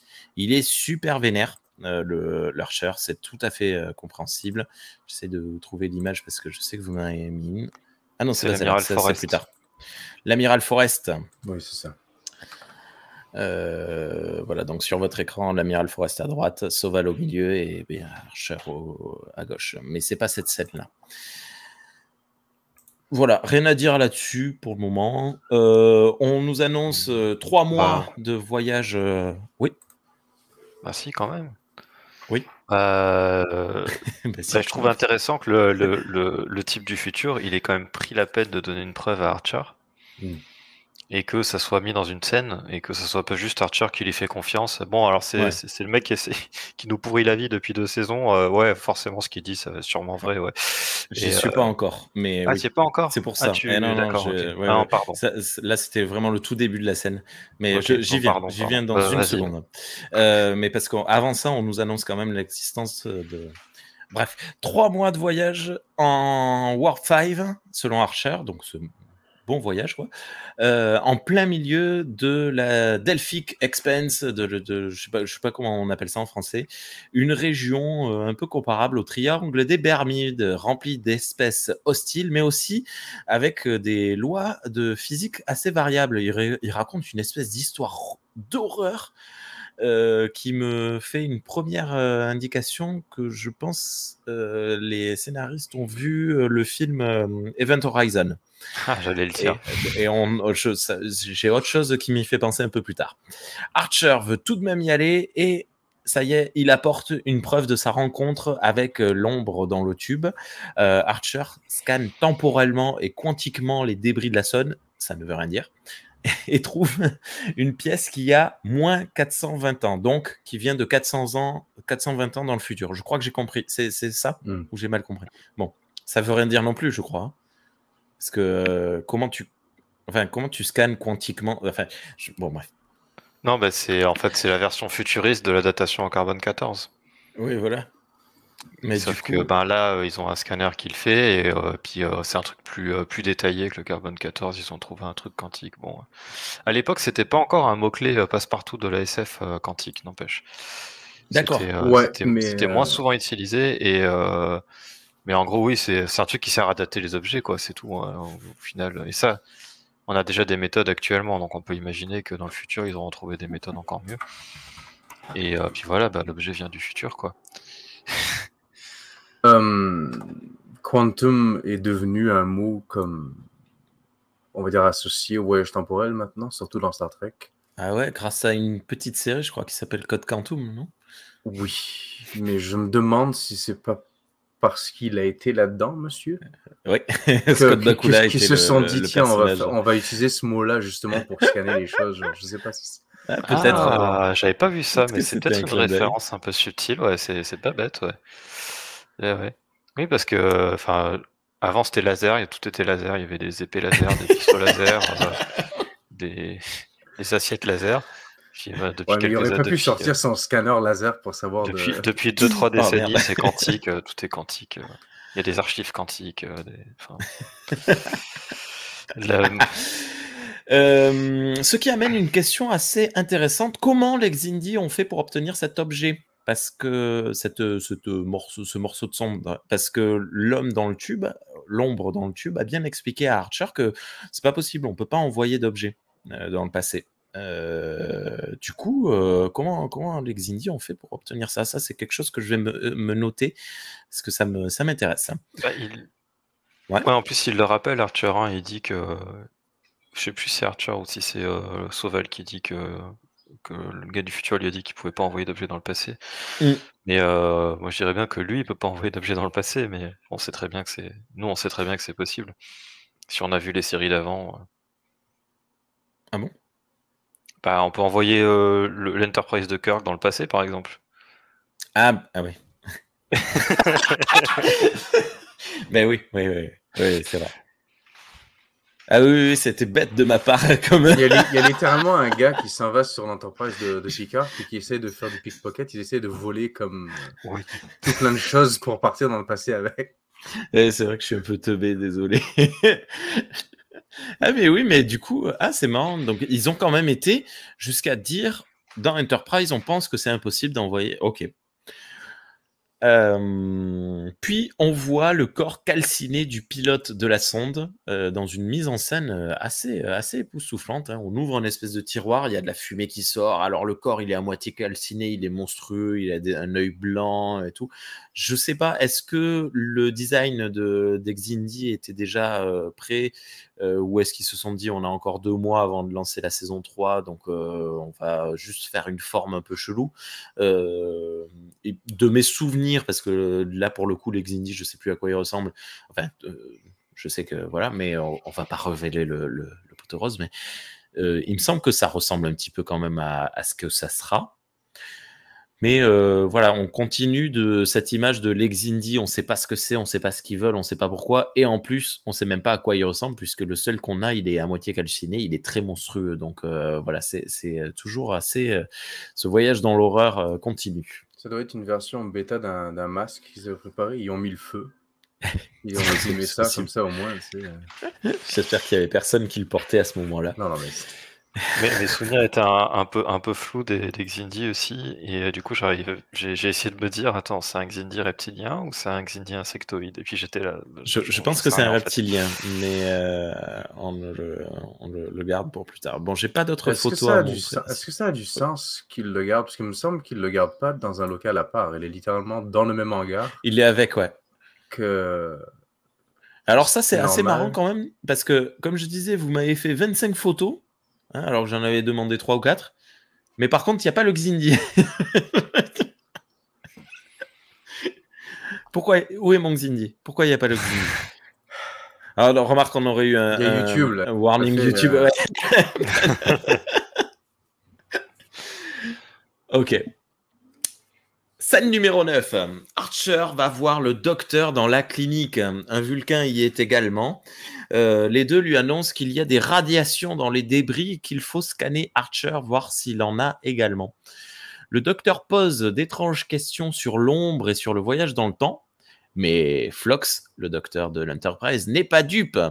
Il met un terme à l'entretien en révélant que le Vulcain est en fait un psychiatre. Attention, les psychiatres sont dangereux. Archer est encore plus en colère. C'est vrai que ça doit être vraiment pénible. Là, pour le coup, je me dis, c'était un des thèmes récurrents de la saison 1, il me semble, d'Enterprise. Les Vulcains, ils font chier. Ils sont tout le temps en train de mettre leurs oreilles pointues partout. Mais là, enfin, c'est bon. Passez à autre chose, s'il vous plaît. Les humains ont décidé d'y aller. Laissez-les y aller, quoi. Vous n'avez plus rien à dire. Laissez Archer tranquille. T'imagines à quel point c'est compliqué d'être un psychiatre Vulcain sur Vulcain? Oui. Quelle émotion avez-vous ressenti à ce moment-là? Ouais. Aucune. Ouais, aucune. Ben rien. Qu'est-ce que vous insinuez? Je ressens rien. Mais c'est logique. Oui. Dans cette scène, j'ai pris une capture d'écran. Alors c'est flou parce qu'il y a le flou de mouvement, c'est dommage, mais la tête que fait Phlox quand il vient de découvrir que le mec était pas spécialiste des radiations, mais qu'il était voilà, que en fait c'est un psychiatre. Et il y a tout, il y a l'expression du visage, il y a le mouvement, il vient de découvrir le truc. J'adore Phlox. Ouais. Franchement, j'aurais peur de lui à ce moment-là. Tu vois, ouais. On voit qu'il est super énervé et qu'il est choqué et que, enfin, je trouve que l'acteur le joue super bien. Ouais, mais Phlox n'a que 2 scènes, il me semble, 2 scènes importantes dans cet épisode, et les 2 scènes, il est vraiment présent, quoi. Là, ça, il l'entretient avec T'Pol un peu plus tard. Il envoie le bois. Donc ouais, vraiment, c'est. On a presque du Jeffrey Combs dans le rôle, quoi. Tellement il donne de sa personne. D'autres choses sur cette scène? Moi, après, d'un côté, c'est logique.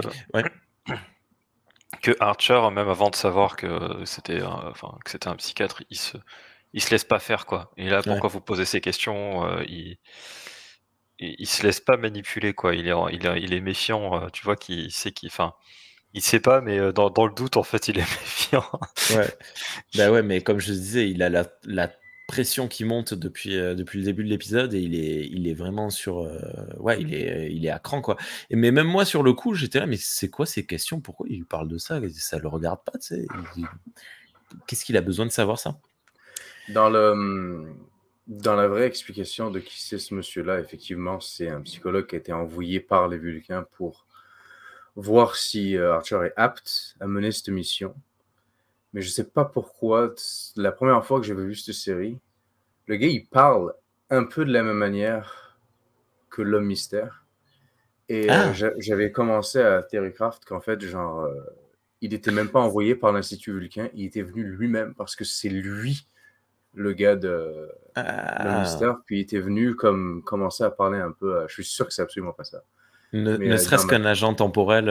Ouais, dans ma tête, je m'étais convaincu de ça pendant un petit bout. Ça aurait pu être pareil, hein. Ça aurait rajouté de la pression. Après, c'est bien que ce soit les Vulcains parce que du coup, ça met de la pression entre Archer et enfin sur Archer tout court, mais aussi ça remet de la tension à nouveau entre les humains et les Vulcains. Et donc moi je trouve que c'est bien. Scène numéro 10, dans une image 3D pas trop mal pour l'époque. Ah ben, Trip et Red observe l'étendue des dégâts. Une image que j'avais toujours en tête. Ben oui, bon, ben, c'est celle que j'ai montrée tout à l'heure. Il semblerait bien que sa sœur soit bel et bien morte. Elle fait donc partie des 13 millions. C'est ça, 13 millions 7 millions. 7 millions, désolé, j'augmente. Non, c'est toi qui augmente. 7 millions de morts. C'est triste. Scène numéro 11. Archer et le général observent un nouveau vaisseau d'exploration en montage. Et ça, j'ai trouvé ça cool. Et pour le coup, c'est une bonne idée. Ça nous redonne autre chose à voir. On n'est plus dans la... Ouais, on se dit, bon, ils continuent quand même d'avoir un futur, quoi. On y apprend qu'Archer a fait une demande pour avoir des militaires à bord de l'Enterprise. C'est choquant. Même l'amiral, il est choqué. Ouais, il part en guerre, le gars. Ah ouais, il part en croisade. Le gars, il a pris son vaisseau, il a demandé à des militaires, puis go. Il est déter. Scène numéro 11. Scène numéro... Attends, parce que du coup, je reçois des messages privés. Alors ça, ouais. Non, pas encore, Thierry, pour répondre à ta question. Et du coup, là-dessus, je trouve que tu parlais du parallèle avec le 11 septembre. C'était assez dans le... Je trouve plus le mot en français. Dans l'ambiance, je pense, le côté allez, on va prendre des militaires et on va aller leur péter la gueule, quoi. Oui. C'est-à-dire, c'est pas du tout dans on va essayer de comprendre ce qui se passe, discuter, essayer de négocier un cessez-le-feu ou quoi que ce soit. Non, c'est on y va pour leur péter la gueule, quoi. Ouais. Et je trouve ça intéressant déjà parce que du coup ça va servir à engager aussi les gens dans cette idée-là pour derrière leur retourner le cerveau sur ce qui va se passer sur la suite. Et le deuxième truc, je me rappelle plus. J'avais un deuxième truc à dire là-dessus, je sais plus ce que c'est. C'est exactement ça, et c'est à ça que va servir Trip aussi dans les scènes suivantes et jusqu'à la fin de l'épisode. En fait, c'est vraiment extrêmement intéressant ce point de vue où, de toute façon, là, on voit clairement que les scénaristes d'Enterprise avaient pris leur position politique en disant il faut pas partir en guerre comme ça, tête baissée. Et c'est vraiment enfin, je trouve que c'est bien écrit, quoi. J'ai retrouvé le deuxième truc que je voulais dire. Oui, pour continuer dans ton sens, j'espère que je vais pas reperdre l'autre. Ça marche bien parce qu'en fait, ça montre qu'ils comprennent un peu le sentiment des Américains qui sont va-t-en-guerre par rapport à ça. Et montrer aux gens qu'on les a compris, c'est aussi un bon moyen de leur permettre de comprendre un autre point de vue plus tard, quoi.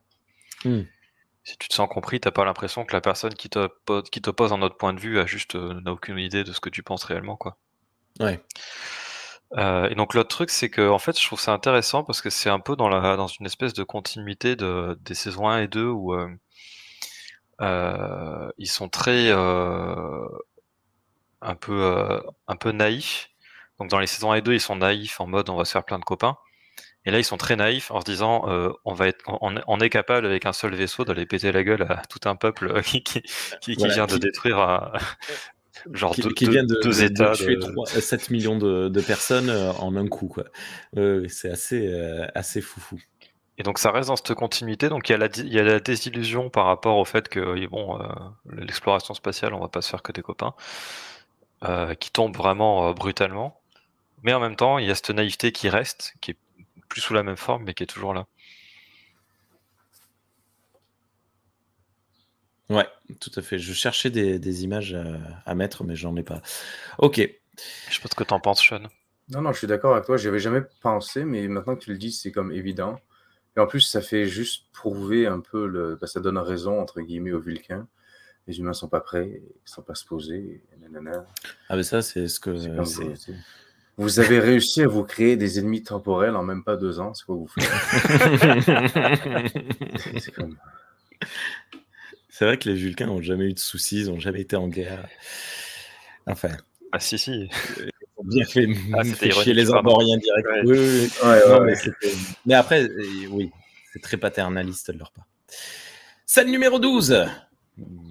Peut-être ma scène favorite de l'épisode. T'Pol vient visiter Phlox. Et on a une conversation très intéressante sur ces deux non-humains et leur motivation à rester à bord de l'Enterprise. Alors, Phlox, par loyauté pour Archer, sauf que lui, il se trouve qu'il est libre de ses mouvements et de faire ce qu'il a envie quand il a envie. Donc ça se passe bien. Sauf que T'Pol, la pauvre, elle est prise entre deux feux et quoi qu'il advienne, elle sera forcément déloyale soit envers les Vulcains, soit envers Archer. Alors forcément, Archer, quelque part, il ne pourra pas lui en vouloir de se retirer parce qu'elle obéit à ses ordres. Mais tu sais bien, enfin, on sait bien que au fond de son cœur, Archer, il sera triste de savoir que T'Pol vient pas avec lui.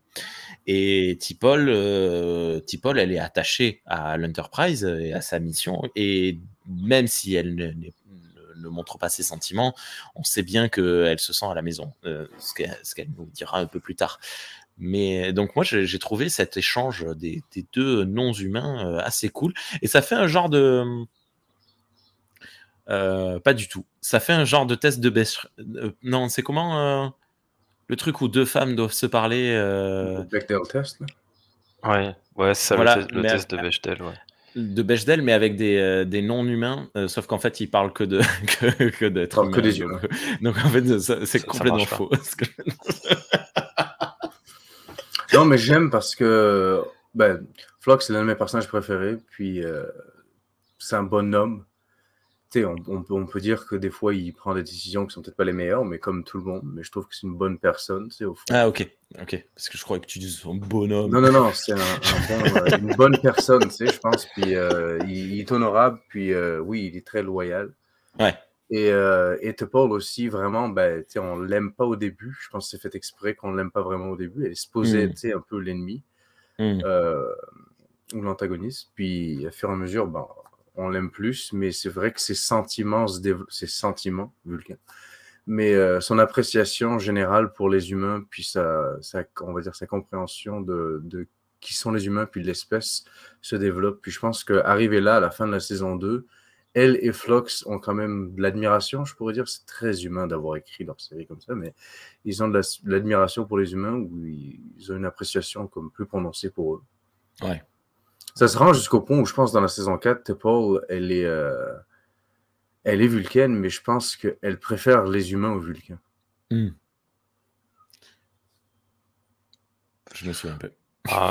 Je sais pas si c'est les humains en général ou si c'est ces humains-là particuliers, quoi, avec qui elle est devenue très familière et c'est devenu des amis, quoi, tout simplement. Ouais, c'est. Mais je suis assez d'accord avec tout ce que vous avez dit là. Et c'est le moment peut-être où on a vu T'Pol un peu, enfin, ce moment-là, puis ensuite sa conversation avec Archer, dont on va parler. C'est le truc où on a vu un peu cette relation évoluer au cours des 2 saisons. Et puis là, c'est un peu le moment où on explicite le truc, quoi. On dit oui, effectivement, ça a évolué, on le rend presque. C'est un peu comme si ça s'officialisait, quoi. C'est genre, voilà, je suis tellement bien, je me sens tellement proche de ces humains que je vais partir dans l'antre de l'horreur de l'univers où personne ne veut mourir aller. avec eux. Voilà. Ouais. Ok. Scène numéro 13, Red et Trip visitent la soute. Une grosse cargaison de torpilles très costaudes sont arrivées.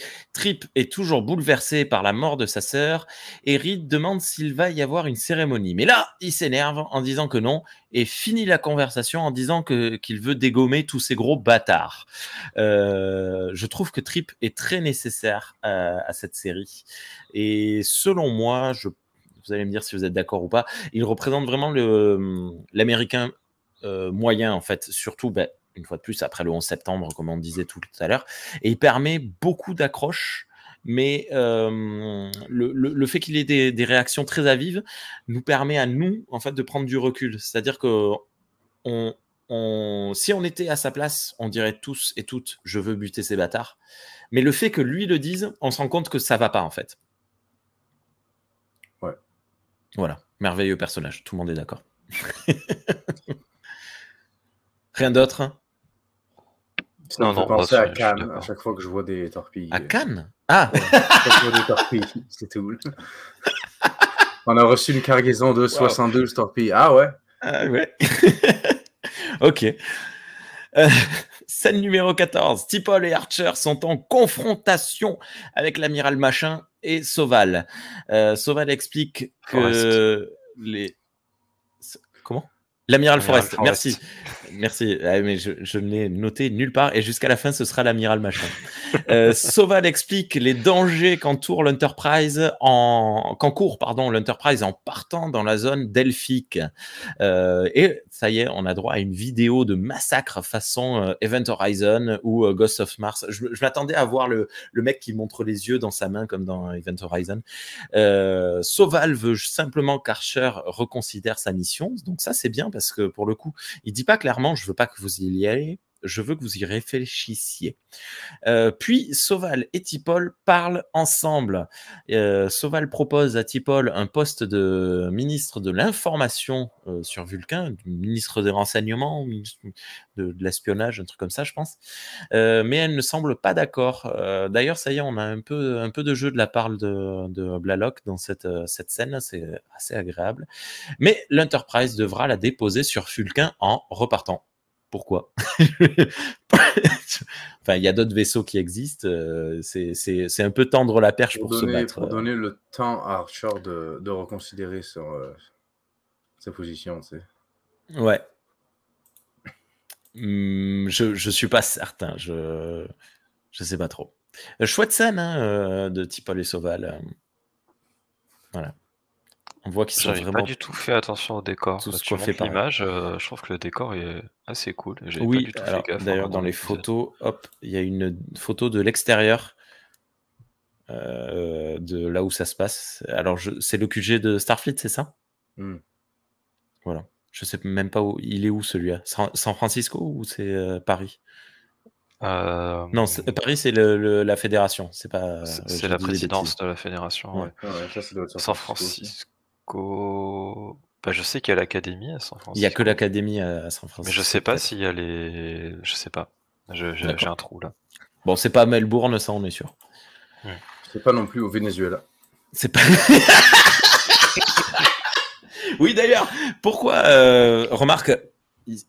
Oui, non, les Xindi ont peut-être pas connaissance de la structure de la Terre et de où sont placés les trucs, mais... Ouais, j'aurais fait mon trait à un autre endroit, personnellement. Ouais, peut-être, ils auraient pu attaquer... ouais, voilà, non, mais ils auraient pu attaquer... Imagine, ils attaquent Paris, justement, ils détruisent la capitale de la présidence de la Fédération.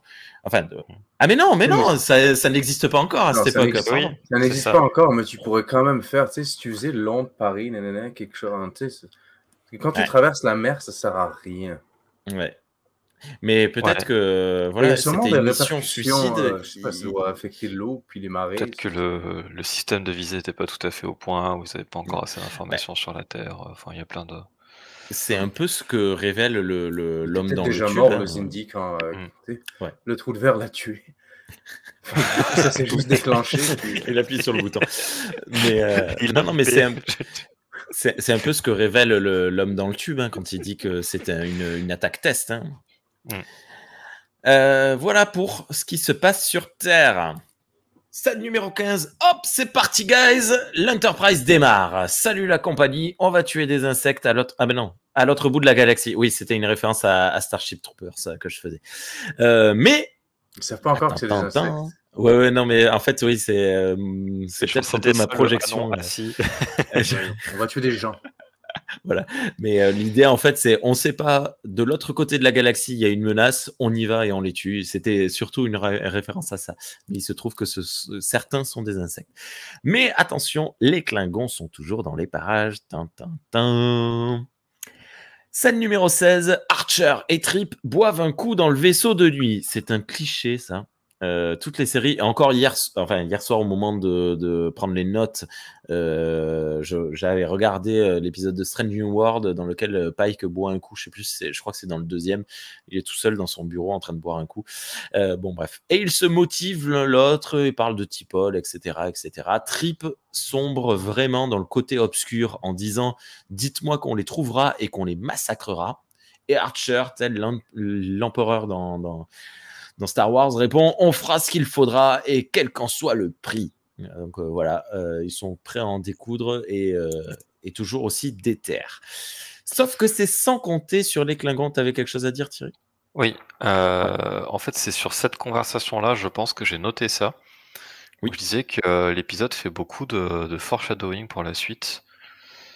Et je pense que j'ai pensé à ça parce que quand Archer dit on fera ce qu'il faudra, ça fait écho à plus tard dans la saison quand il va torturer un mec dans un sas en lui décompressant la gueule. C'est le genre de truc où genre, c'est le moment où Archer il part hors limite complet, voilà. Et je trouve que ce dialogue-là, il annonce ça en fait. Ok. Ouais. Et je trouve que ça rentre dans cette espèce de cadre d'épisode où la scène à la Event Horizon qu'on voit que les Vulcains montrent, ça c'est aussi un truc qui va être vu dans un épisode plus tard dans la série. Et il y a beaucoup de trucs comme ça dans l'épisode où ça te dit un peu ce qui va se passer dans la saison, mais sans vraiment le dire. Ouais. Et je trouve que c'est assez bien fait et ça construit bien les attentes pour la suite de la saison.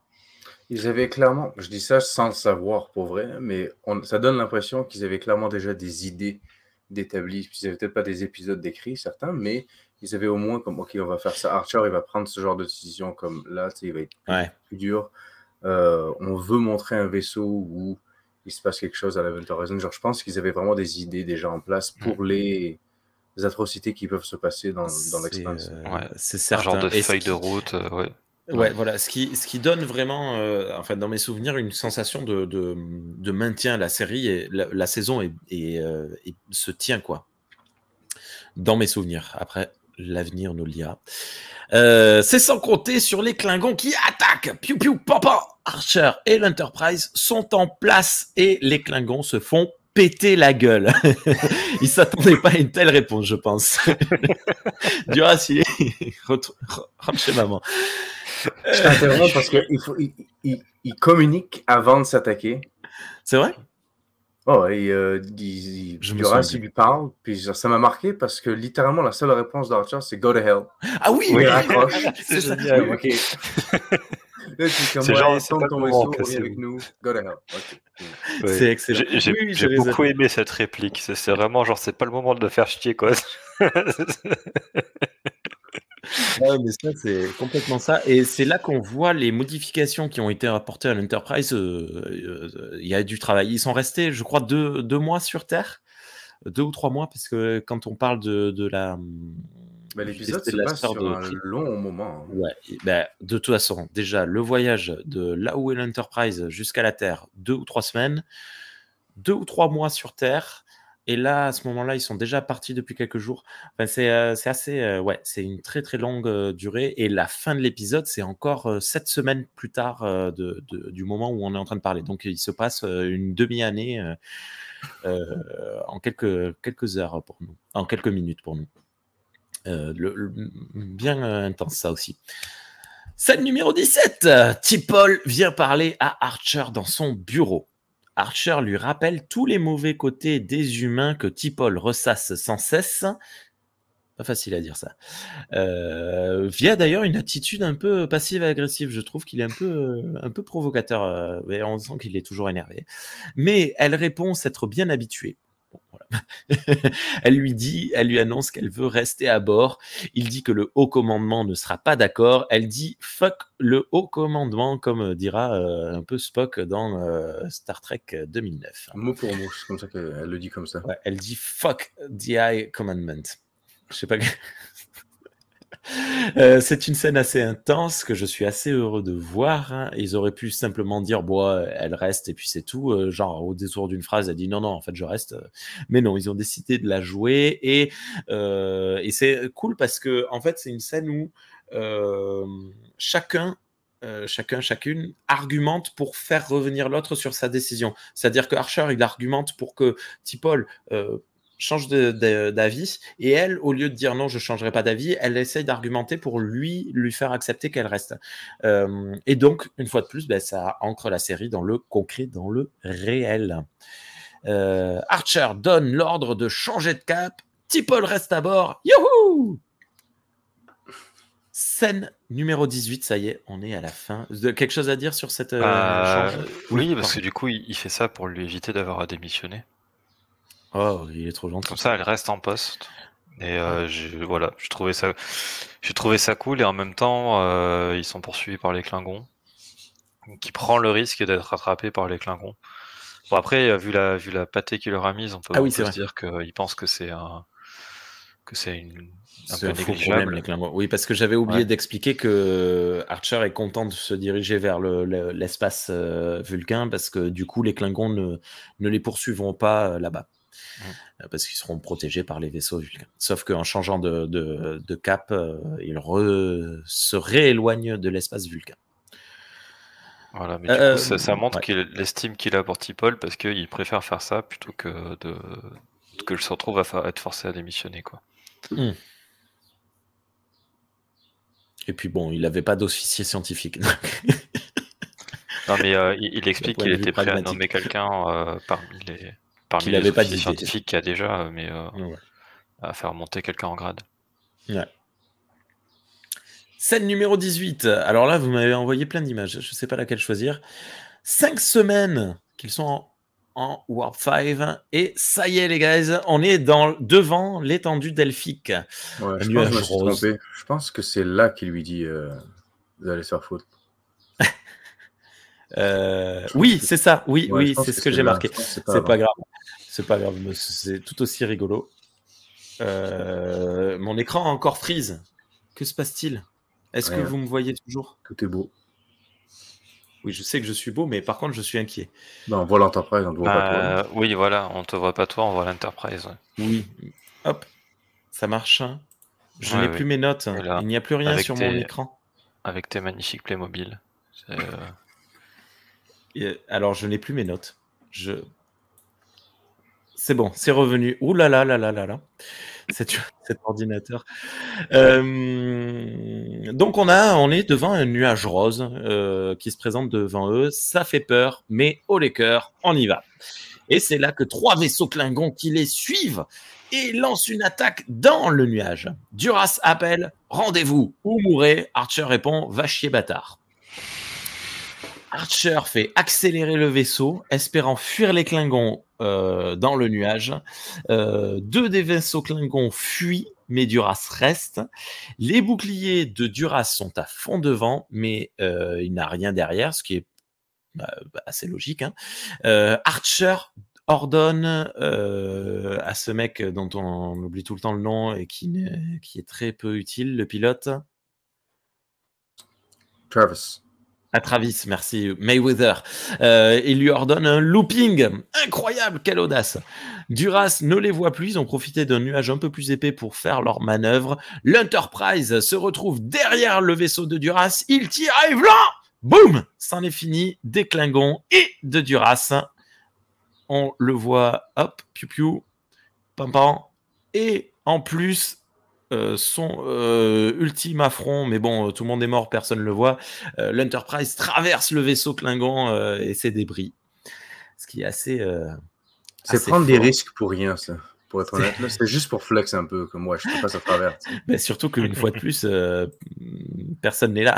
Il n'y a plus personne pour le voir. Donc ça n'a pas de sens. Non, mais ils étaient sur. C'est l'inertie. Ouais, c'est ça, ouais.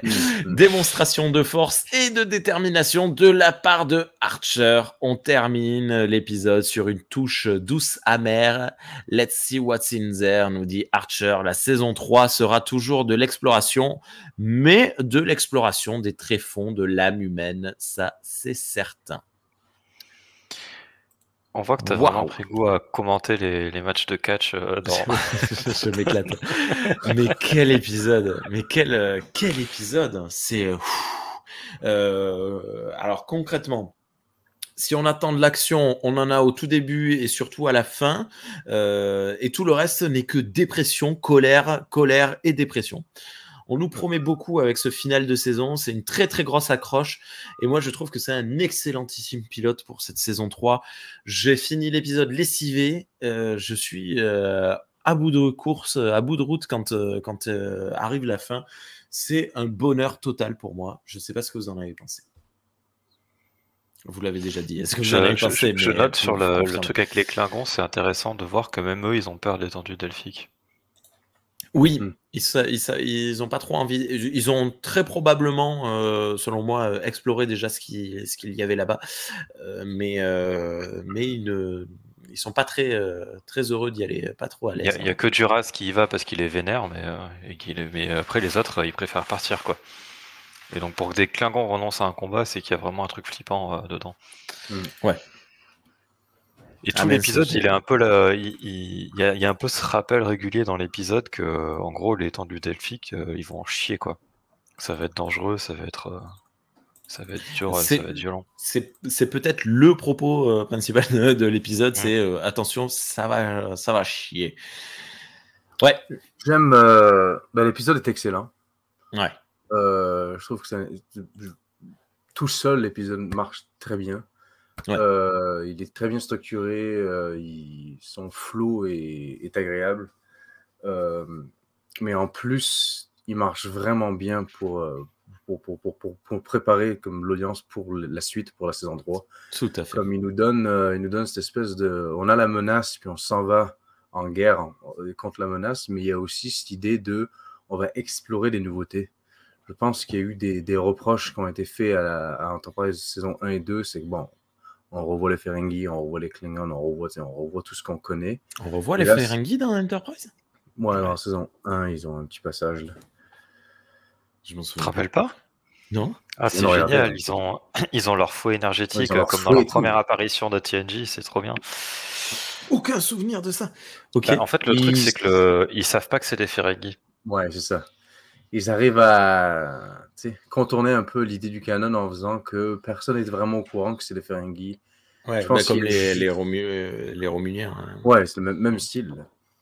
Mais là, on s'en va dans une saison 3. Cet épisode-là nous prépare à une saison d'exploration, puis d'inattendu, de nouveautés, de choses qu'on ne connaît pas, on n'a aucune idée. Ouais. J'aime ça. Par contre, voilà, on annonce de la noirceur, voire même carrément de l'horreur. Hein. C'est assez clair là-dessus. La saison 3, elle sera violente. Hein. Les histoires d'horreur dont il parle, que Soval est excité, il nous conte ces histoires d'horreur de ce qui se passe dans le Delphic Expanse, puis après même il nous montre les images d'archives, etc. Je trouve ça fascinant. Ouais. Juste, puis le fait qu'on voit le vaisseau plus tard, effectivement, ou l'un des vaisseaux plus tard. Mais non, c'est... Et autre chose assez intéressante, c'est ce qu'on n'a pas arrêté de dire tout le long de l'épisode, mais la morale de l'histoire, les personnages ne l'ont pas du tout encore, mais nous, on la voit arriver à 1000 km, quoi. Dès la moitié, même peut-être dès le début de l'épisode, on voit qu'ils sont dans l'erreur, en fait, mais quelque part, qu'est-ce qu'ils auraient pu faire d'autre, quoi. Mais ça, c'est assez fascinant pour moi, je trouve. Hein.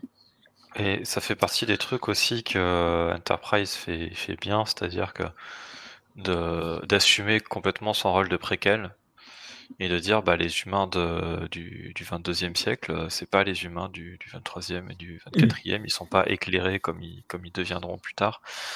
Donc c'est normal qu'ils aient des réactions plus primitives, on va dire, comme aurait un Américain du 20e siècle, quoi. Ouais, on imagine mal Picard agir comme ça. Et ça fonctionne vachement bien, ce contraste-là. Et c'est aussi pourquoi c'est vachement intéressant de voir Enterprise, puis la série originale, puis TNG après, avec la série animée au milieu. Parce que ça montre, en fait, ça crée avec l'histoire non, du coup, ça marche plus. Mais ça crée une continuité dans l'évolution de l'humanité, quoi. Et c'est vachement intéressant à ce niveau-là. Ok. Est-ce que vous avez d'autres choses à dire sur cet épisode ? Bien réalisé, bien écrit. C'est juste des compliments. Top franchise. Ça. Et c'est vrai que moi, j'essaie de me remettre dans l'état d'esprit où je savais pas ce qui allait se passer après. Ouais. Parce que du coup, moi, je me souviens plus. Je me demande, dans mes souvenirs, on voit les Xindi trop tôt. Donc je me demande si on les voit pas dès le premier épisode de la saison 3. Et j'espère que non. Voilà, des rares souvenirs. Je sais qu'il y a un fameux épisode où on trouve les Vulcains, qui sont un vaisseau Vulcain qui vit l'horreur. Ça, j'ai très hâte de la voir.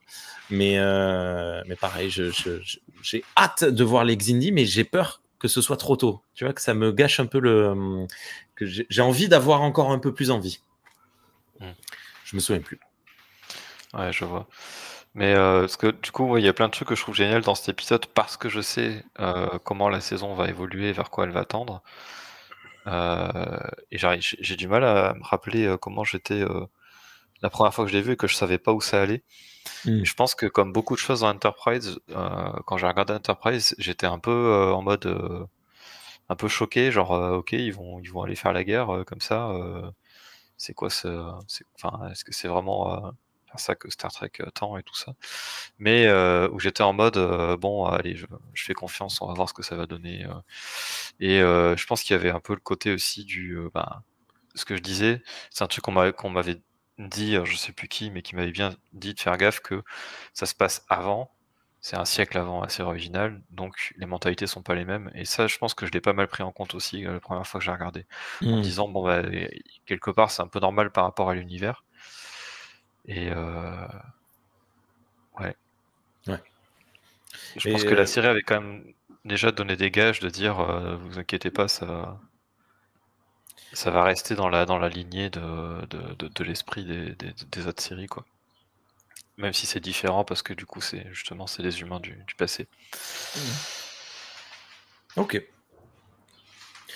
Moi j'ai assez confiance aussi. Voilà. J'ai hâte de voir l'arc de rédemption aussi d'Archer. Mais avant de le voir, son arc de rédemption, j'ai envie de le voir commettre des atrocités. Pour rigoler un coup. Oui. Le capitaine préféré de ma femme, c'est Archer. Oh. Et je crois que c'est celui de préféré de Yael aussi, de mon épouse. Elle était pas encore décidée vers la saison 2 si c'était vraiment son préféré. Elle l'aimait beaucoup. Mais suite à la saison 3 et puis à la saison 4, et du coup on voit vraiment son bas puis son haut, puis c'est après ça qu'elle a fait comme non, c'est lui mon capitaine préféré. Ok. Puis non seulement par rapport à ses décisions à lui, mais aussi par rapport au contexte. C'était plus difficile, entre guillemets, pour lui que pour les autres. Oui. C'est Picard, c'est facile. Là. Il essuie les plats. En place. Oui, mais du début à la fin, c'est que de la découverte. C'est de l'exploration, mais totale pour Archer. Puis c'est lui qui doit créer les règles. C'est lui qui fait tout. Donc c'est pour ça qu'elle l'aime beaucoup. La directive de non-ingérence. Il va falloir lui trouver un autre nom. Hein. C'est un peu compliqué. Ainsi que l'alerte Reed. Bon, l'alerte Reed. Ça, par contre, ça m'a énervé. Bon, bref. Alors que c'était... On n'en parlera pas d'ailleurs parce que c'est pas dans la saison 3, mais bon, voilà. Ok, écoutez, merci beaucoup à tous les deux pour votre acceptation de participer à cette belle aventure que l'on ne fait que débuter, parce que nous aussi, ça y est, on rentre dans l'étendue delphique. C'est quoi ce nom delphique? D'où ça vient? Je comprends pas. C'est pas facile à dire, c'est pas intuitif, je trouve. Nous aussi, on rentre dans l'étendue delphique et on va voir vers là où ça va nous mener. Je vais faire un truc que je déteste faire, mais qu'il faut faire de temps en temps, donc je le ferai pas à tous les épisodes, mais je le ferai de temps en temps. Je vais vous demander de, évidemment, liker, partager, commenter, etc. Quelle que soit la plateforme sur laquelle vous nous écoutez. Sean, on peut te retrouver, je le redis, sur Trek on the Tube, sur YouTube, sur Twitter, c'est je sais plus. Trek on the Tube. Voilà, de toute façon, il y a le lien dans la description de cette vidéo. Thierry, on peut te retrouver sur le Discord de Star Trek pour les nuls et sur divers forums. C'est tout. Si En convention. je ne dis pas de bêtises. En En convention. convention sur le stand du Star Trek Flash Club. Là, à l'heure où on enregistre, c'est quoi la prochaine convention? J'en ai aucune idée. J'ai pas du tout regardé. J'essaierai d'y penser pour la prochaine émission. Ok, non, mais ça marche. Et moi, vous pouvez me retrouver sur TikTok. C'est @Rémi2D, REMI, le chiffre 2, la lettre D. Aussi sur Twitter, mais bon, j'ai dit des choses. Je fais plus de la promo maintenant sur Twitter. Et pareil, sur le Discord. D'ailleurs, Sean aussi était sur le Discord, de temps en temps. Oui. Voilà, merci à toutes et à tous. Les prochaines émissions seront probablement plus courtes parce que là, on a pris le temps, vu que c'était un pilote, de se présenter, de contextualiser, etc., etc. On va essayer de viser l'heure d'enregistrement, peut-être un peu moins, mais on est assez bavard, donc je pense qu'on sera dans les heures, une heure à peu près d'émission à chaque fois, ce qui me paraît plutôt raisonnable en faisant du scène par scène. Et ben voilà, si vous avez des idées, on va essayer d'animer un peu les trucs en faisant des petits jeux, je sais pas, des animations au fur et à mesure de l'émission, de l'épisode. Donc si vous avez des trucs, dites-le nous dans les commentaires. je déteste ça. Cette partie youtubeur, ça me... Bah. Allez, à bientôt. Bonne journée à toutes et à tous. Ciao. À bientôt. Crop là.